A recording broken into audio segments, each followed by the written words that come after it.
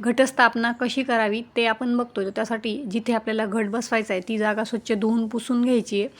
पाटावर आपल्याला स्वच्छ असं कापड अंथरून घ्यायचं आणि पाटाभोवती आपल्याला छानशी रांगोळी काढून घ्यायची. आता नवरात्र आहे म्हटल्यानंतर मी देवीची सुंदर अशी रांगोळी इथे काढून घेणार आहे. तर अशा पद्धतीने मी इथे देवीची रांगोळी काढून घेतलेली आहे. आता आपल्याला घट घ्यायचा आहे आणि घटावर आपल्याला कुंकवाच्या 5 लाईन्स मारून घ्यायच्या आणि घटामध्ये आपल्याला पाणी भरून त्यात काही गोष्टी टाकायच्या आहे. ज्यात मी एक फूल, कॉईन टाकून घेणार, त्याचबरोबर सुपारी आणि अक्षताही आपल्याला टाकून घ्यायच्या आहे.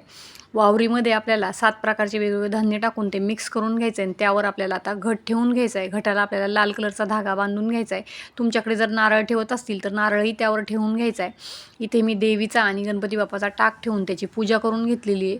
फुलं वाहून आपल्याला यांची पूजा करून घ्यायची. अखंड दिवा आणि अगरबत्ती आपल्याला घटाला लावून घ्यायची. त्याचप्रमाणे आपल्याला विड्याच्या पानांची माळ घटाला बांधून घ्यायची आहे आणि आपल्याला इथे प्रसाद दाखवून घ्यायचा आहे. इथे मी साखरेचा प्रसाद घेऊन पूजेची सांगता करून घेणार आहे. तर अशा पद्धतीने मी इथे घटस्थापना करून घेतली.